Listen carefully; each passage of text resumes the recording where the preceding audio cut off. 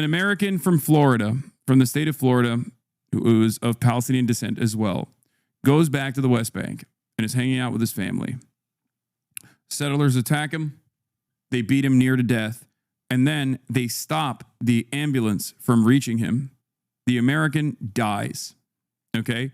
This is not the first, nor most likely will be the last American citizen that has been killed by Israelis or the Israeli state directly. Let's take a look. It's from the family of a young American man beaten to death by settlers in the West Bank. Hundreds of Palestinians turned out for the funeral of Sayfullah Musalat on Sunday. The 20-year-old was born in Florida to parents of Palestinian heritage. The Palestinian Health Ministry and eyewitnesses say settlers severely beat him in a town north of Ramallah. His family says that he was trying to protect their land. The State Department says it's aware of reports, and Israel says it's investigating what it calls a confrontation. Let's get more from our Jeremy Diamond. Jeremy, what more can you tell us about this American that was killed in the West Bank? I know you and your team have been doing some fantastic reporting. Just bring us up to date with the very latest. Well, Issa, he is an American citizen, but in many ways, what has happened to Saif Musalat is part and parcel of the violence that we have seen against Palestinians in the West Bank, both by the Israeli military, but also by Israeli settlers. And that is the context with which to view this story. And in fact, as we were covering this story, our team as well also came under attack from Israeli settlers in the area. In the back of an ambulance, Saif Musalat's aunt says one final goodbye. She is far from alone. Hundreds in this West Bank town have come to honor the American son who is deeply rooted in his Palestinian community. Saif was killed on Friday, just 2 weeks before his 21st birthday. Beaten to death by Israeli settlers, according to his family, in the West Bank. Today, it is an American citizen being put to rest here, but over the course of the last 20 months of this war, nearly 1,000 Palestinians have been killed in the West Bank and East Jerusalem, according to the United Nations. But today, Saif Musalat's family is demanding an American investigation into his death. We want justice. His father, Kamel, was home in Florida, where he runs an ice cream shop with his son, when he got the call that Saif had been attacked by settlers. You never think that it's your son or anything like that who is this happening to. And then I got word that it was my son. He was hit, he was beaten, he lost conscience, but nobody could get to him. Ambulance couldn't come in. Why? Because the IDF restricted that. The IDF blocked that. So you hold the Israeli military? I hold the Israeli military just as responsible as the settlers and the American government for not doing anything about this. The State Department said it is aware of Saif's death, but declined to comment further on calls for an investigation. Israeli authorities say they are investigating but have not made any arrests. For 2 months now, Palestinians here say Israeli settlers have been encroaching on their land and terrorizing Palestinians who try and access it. This was the scene on Friday as Saif and other Palestinians tried to reach their farmland. Hafez Abdel Jabbar said he saw settlers chase after a man he would later learn was Saif. They ran up the hill, they caught Muslim, they started beating him with sticks. By the time he reached Saif's body, he was already dead. As we head to the location where Saif's body was retrieved, a white vehicle suddenly appears behind. Yeah, the media crew that also went to cover this got attacked by the fucking settlers as well. They are such freaks, dude. It is crazy. Here's a Haaretz reporter on it. I was today in the area where an American Palestinian citizen and another young Palestinian were killed last night. And the main thing I have to say is that a gang of settlers, among them the most violent I've ever seen, has emerged there. This isn't the first time a violent attack has occurred right there. In fact, last week, German journalists were attacked there.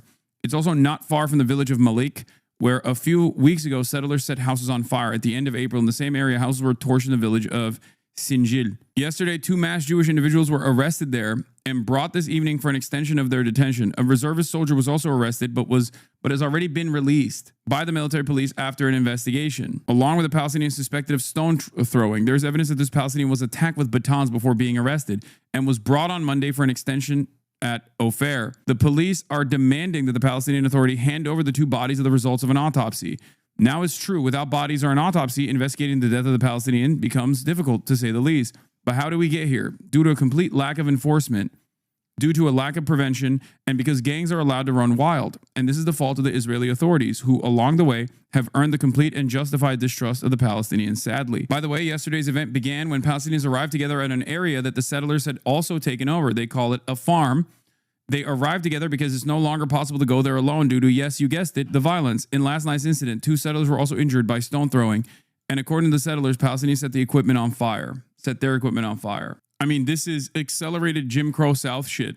In the West Bank, there is a military occupation that demands that literally reinforces the Jim Crow South style lynching operations. The government takes advantage of this. They use the Klan, like the Jewish version of the Klan, basically, as its pioneers. It is state-sanctioned terrorism. This is a process in which they take up further and further land. They go in and they steal more land every day. It's completely insane. This is the West Bank, by the way. This is not Gaza. An Israeli settler asked Hilltop youth terrorists how they'll punish murder of Palestinian, burning, strangling, or shooting. He gave each a prize for his answer. The lesser prize went to the one who said strangling because he considered him too gentle. נוער הגבעות, שיהיה לכם בהצלחה. אתם עכשיו בגבעה שלכם, בחווה שלכם. תפסתם מישהו, גנב לכם עז. לא יהודי. מה אתם עושים לו? שורפים אותו, יורים בו, חונקים אותו, סוקלים אותו. חונקים אותו, אחי. רגע, כל אחד... שנייה, מה היה תפריט שאלות? חונק, שורף. שורפים אותו, סוקלים אותו, או יורים בו? כן.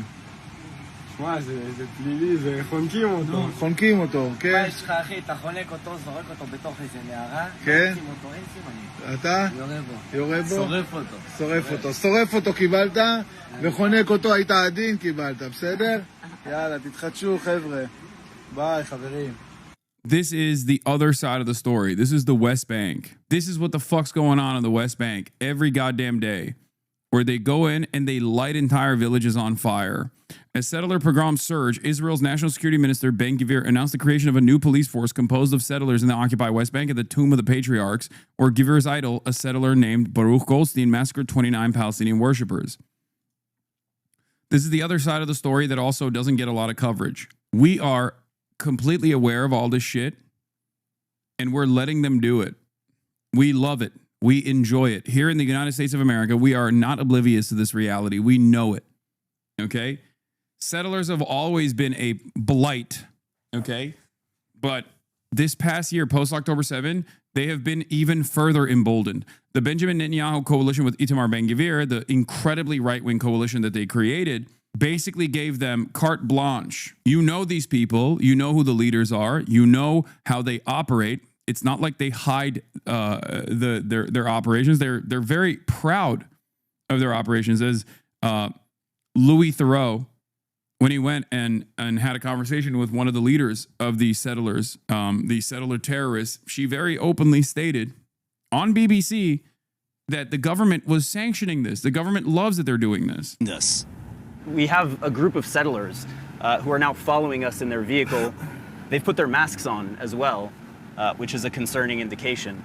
At an intersection, the settlers get out and try to pelt our vehicle. But we manage to approach a nearby Israeli border police vehicle, and the settlers turn around. He got out of the car with the gun or something?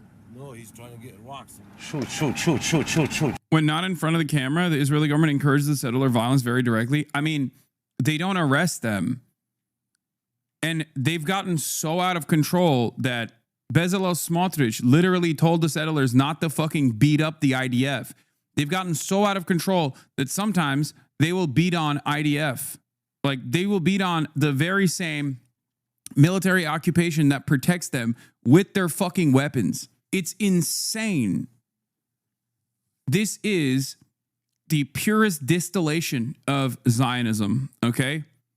That's what it is. This is the tip of the spear. Only a couple of weeks ago, they thought that the IDF was not sufficiently allowing them to kill Palestinians and do pogroms, so they fucking attacked the Israeli occupying force soldiers, who are not innocent victims in this at all. They are participants. They're willing participants in this. Important to note that this is taking place in the West Bank, ruled by the secular Fatah that has renounced violence and recognizes Israel. No matter how the Palestinians react, they are met with oppression. Exactly.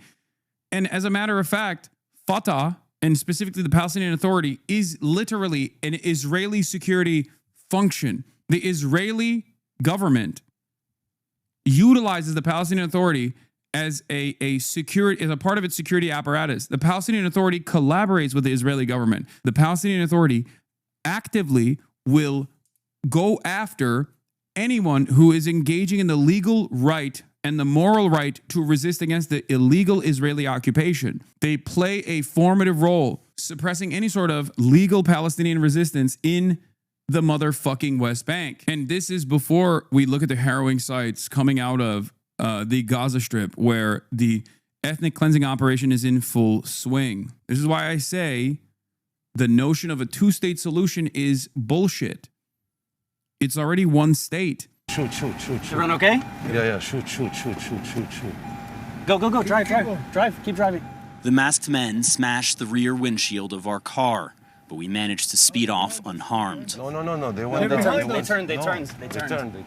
It is just a small window into the reality here. If it would have took us 5 more seconds, we all would have been beaten with these You think they would sticks. have beaten Yes, us? sir. But your son was also killed. In January 2024. By a settler. Simply just being there barbecuing. What does that feel like to have to constantly try and tell the world what's happening? You scream into the whole world, and the whole world is watching. Simply silent. Seeing all these mothers put their sons that they worked so hard to raise them up for 20 years, and you pick them up and you put them in the ground under the sky, and the silence go on and on and on. And Israeli police tell us that they have opened an investigation into the attack on our team, and they say that they, quote, take such matters extremely seriously. We will... No, they don't. They fucking do not. The Israeli occupying force literally sniped a American citizen of Turkish descent who was partaking in the protest in the West Bank. And she was in the vicinity of a protest. They shot her in the head.